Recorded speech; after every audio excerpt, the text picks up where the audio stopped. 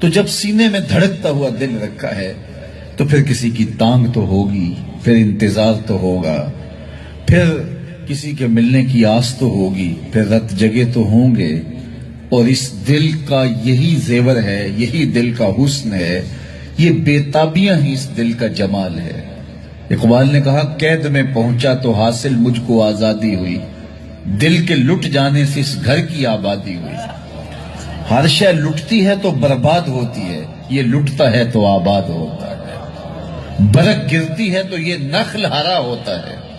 ایک عجیب کائنات ہے، ہر شے ٹوٹ جائے تو بے وزن ہو جاتی ہے، بے قیمت ہو جاتی ہے۔ یہ شیشہ آپ گینا کتنا قیمتی ہے، لیکن اگر اس کو توڑ دیا جائے، چور چور ہو جائے تو اس کی کوئی قیمت نہیں رہے گی، لیکن جتنا زیادہ دل ٹوٹے گا اتنی ہی قیمت بڑھ جائے گی۔ تو بچا بچا کے نہ رکھ اسے، تیرا آئینہ ہے وہ آئینہ، کہ شکستہ ہو تو عزیز تر ہے نگاہ آئینہ ساز میں۔ یہ جتنا زیادہ ٹوٹ جائے اتنی قیمت اس کی بڑھ جاتی ہے۔ تو یہ طے شدہ ہے کہ جب سینے میں دل ہے تو پھر کوئی دل بر بھی ہوگا۔ اب کسی سے ہم محبت کرنے پہ مجبور ہیں، کیوں مجبور ہیں؟ اس لیے کہ ہمارے سینے میں دل رکھا ہوا ہے۔ جب دل ہے تو پھر دل بر کی بھی تلاش ہوگی۔ اب کسی سے محبت ہم کرتے کیوں ہیں؟ اس کی بھی تو کوئی وجوہات ہوتی ہیں، کسی سے محبت کیوں کی جاتی ہے؟ عمومی طور پہ کسی سے محبت اس لیے کی جاتی ہے کہ اس کا ہمارے ذمے کوئی احسان ہے، تو ہم محبت کرتے ہیں کہ اس نے ہمیں مشکل وقت میں ہمارے کام آیا تھا، تو اس کے لیے جذبات محبت پیدا ہو جاتے ہیں۔ اگر کسی سے محبت اس لیے کی جاتی ہے کہ اس کا کوئی احسان ہے ہمارے ذمے، تو پھر آؤ حضور سے محبت کریں، اس لیے کہ ہم اپنے وجود میں بھی ان کے محتاج ہیں۔ اگر وہ جلوہ گر نہ ہوتے تو کائنات کو خلعت وجود ہی نہ ملتا، محمد نہ ہوتے تو اے بندہ پرور خدا خود ہی ہوتا، خدا ہی نہ ہوتی۔ یہ کائنات کو تعین نصیب نہ ہوا ہوتا اگر حضور تشریف نہ لاتے، کائنات کو وجود ہی نہ بخشا جاتا اگر حضور جلوہ گر نہ ہوتے۔ اقبال کا لہجہ بھی دیکھ لیجئے، ہو نہ یہ پھول تو بلبل کا ترنم بھی نہ ہو، چمنے دہر میں کلیوں کا تبسم بھی نہ ہو، نہ ہو یہ ساقی تو پھر میں بھی نہ ہو، خم بھی نہ ہو، بزم توحید بھی دنیا میں نہ ہو، تم بھی نہ ہو۔ خیمہ افلاک کا استادہ اسی نام سے ہے، نبض ہستی تب شامادہ اسی نام سے ہے۔ کسی سے اس لیے پیار کیا جاتا ہے کہ وہ ہم سے پیار کرتا ہے، تو پیار کے بدلے میں پھر پیار کیا جاتا ہے۔ یہ ایک داعیہ ہے کسی سے پیار کرنے کا۔ اور اگر آپ کسی سے اس لیے پیار کرتے ہیں کہ وہ ہم سے پیار کرتا ہے، تو غارِ سجدہ کے نوکیلے پتھروں پر پیشانی رکھ کے تمہارے لیے کون آنسو بہاتا رہا؟ دنیا پہ جلوہ گر ہوتے ہوئے اس امت کی بخشش کی دعائیں کون کرتا رہا؟ حضرت فضل بن عباس کہتے ہیں، میں وہ آخری شخص تھا جس نے حضور علیہ السلام کو لحد میں اتارا، تو میں نے کفن کی تنیاں کھولی اور میرے دل میں آرزو پیدا ہوئی کہ میں چہرہ انور کی زیارت تو کر لوں۔ جب میں نے تھوڑا سا کفن کو سرکایا تو لب ہل رہے تھے، مجھے شوق ہوا کہ میں سنوں اس موقع پہ کیا کہہ رہے ہیں، تو میں نے اپنے کان کو حضور کے ہونٹوں کے قریب کیا تو آواز آ رہی تھی، رب ہب لی امتی، اللہ میری امت کا معاملہ میرے ہاتھوں میں ہی دے دے۔ اللہ اکبر۔ اگر کسی سے اس لیے وہ کو ادا کرنے کی کوشش کریں اور ہماری زندگی اس کی گواہی دے، صحابہ نے اپنی زندگیاں اس مقصد کی خاطر لگائیں اور شب و روز ایک کر کے رکھ دیا۔ آج اصحاب رسول کی قبریں پوری دنیا کے اوپر ہمیں ملتی ہیں۔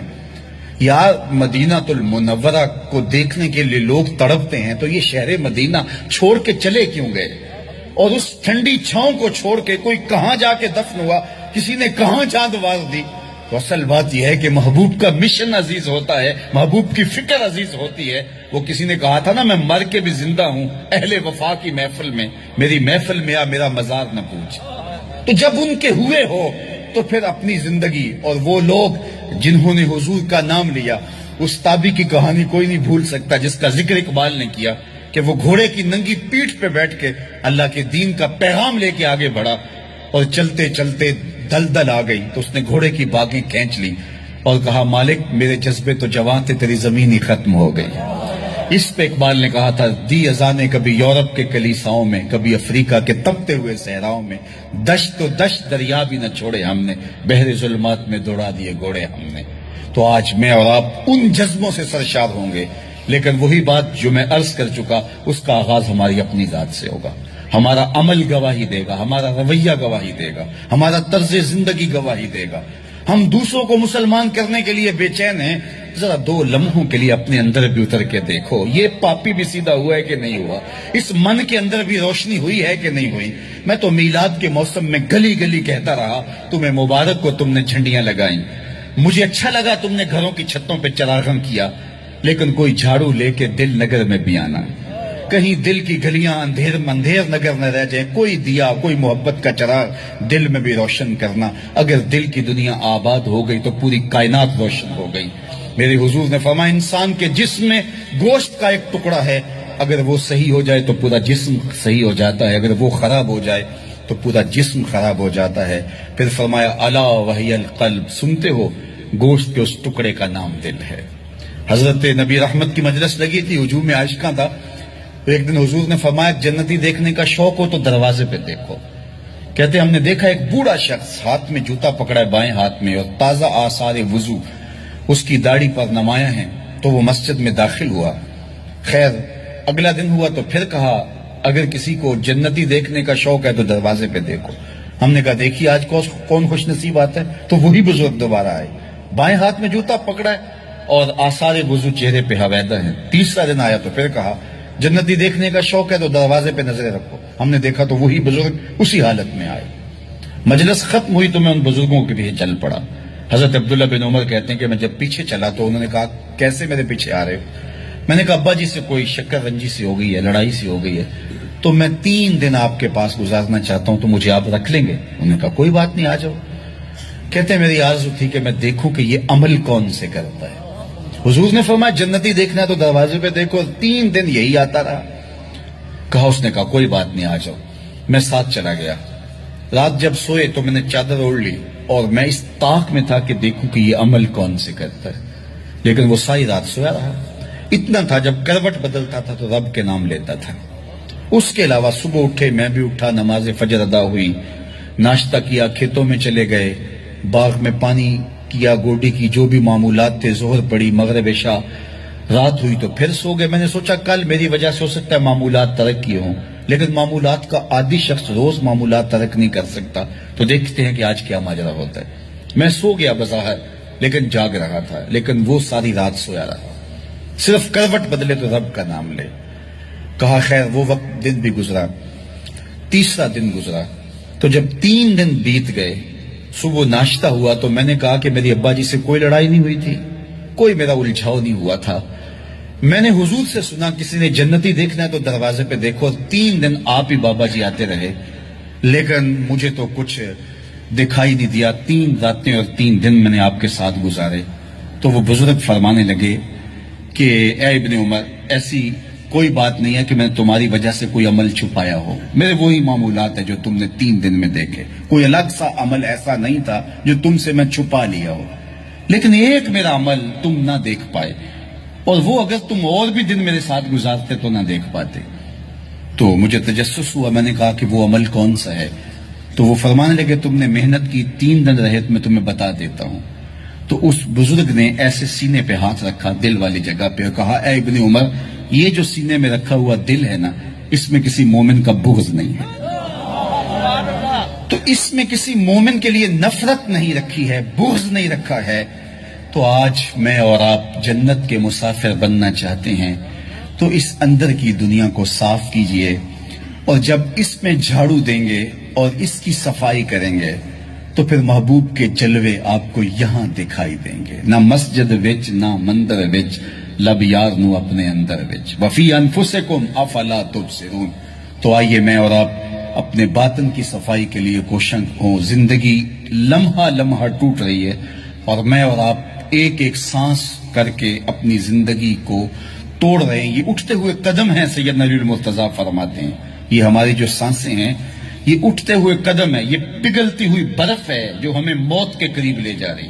ایک بزرگ کہتے ہیں مجھے یہ سمجھ نہیں تھی کہ یہ جو قرآن نے کہا ان الانسان لفی خسر، بے شک انسان خسارے میں ہے، تو میں نے کہا یہ خسارے میں کہاں ہے؟ کہاں گھاس پھونس کے جھونپڑے اور کہاں علی نصب گھر اور بنگلے، انسان تو آگے جا رہے ہیں، تو یہ خسارے میں کیوں کہا گیا؟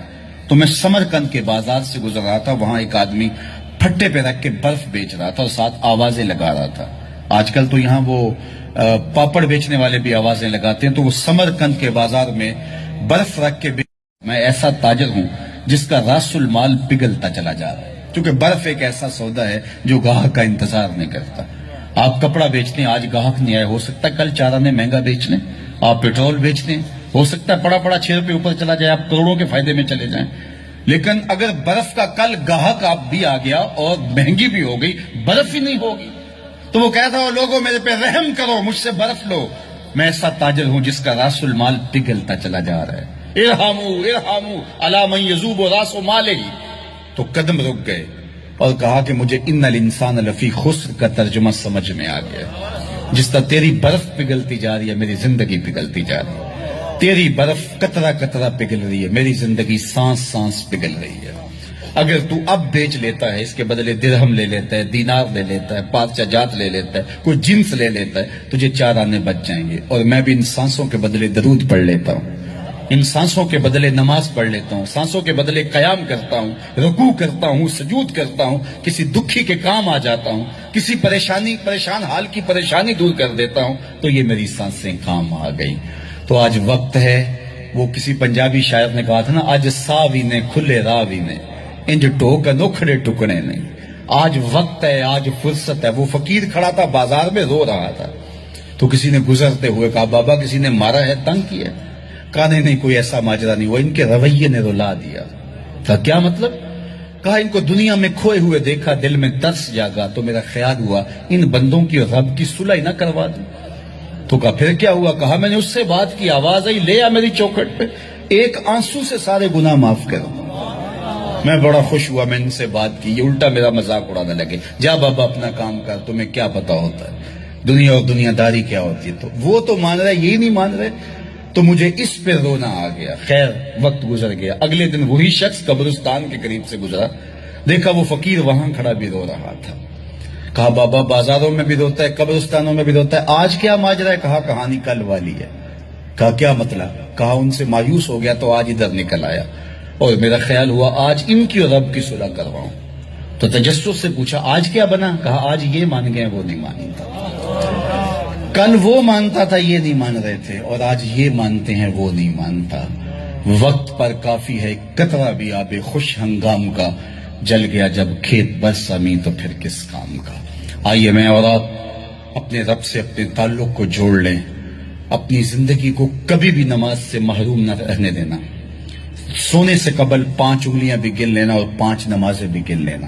اس شخص سے بڑا بدبخت کوئی نہیں ہے جو رب کے حضور سجدہ ریز نہیں ہوتا ہے۔ یہ بد نصیبی ہے کسی شخص کی کہ اس کی پیشانی کو سجدے کا نور نصیب نہ ہو۔ بعض لوگ کہتے ہیں میں نہیں کرتا سجدہ، میں کہتا ہوں تو کون ہے بدبخت، تجھے رب اپنی چوکھٹ پہ بلاتا ہی نہیں۔ اتنا بد نصیب ہو گیا ہے کہ تجھے دھتکار دیا گیا، حیا علی الصلاح حیا علی الفلاح، 5 وقت صدائے دل نواز سنتا ہے لیکن تیرے قدم نہیں اٹھتے، تجھے توفیق نصیب نہیں ہوتی۔ اس سے معافی مانگ اور اپنی زندگی کو سجدوں سے آباد کر۔ مخلوق خدا کے ساتھ شفقت، یہ اللہ اس کے رسول کی قربت کا ذریعہ ہے۔ میرے والد گرامی فرمایا کرتے تھے اگر تم چاہو کہ حضور تم سے پیار کریں تو حضور کی امت سے پیار کیا کرو۔ آپ کسی کے بچے کی گال سہلائیں، اس کو پیار کریں تو اس کے باپ کے دل میں آپ کے لیے پیار پیدا ہو جاتا ہے۔ تو حضور کی امت سے پیار کریں گے تو حضور تم سے پیار کریں گے۔ اللہ آپ کو سلامت رکھے، دنیا آخرت کی برکتیں آپ کی روحوں میں ڈال دیں۔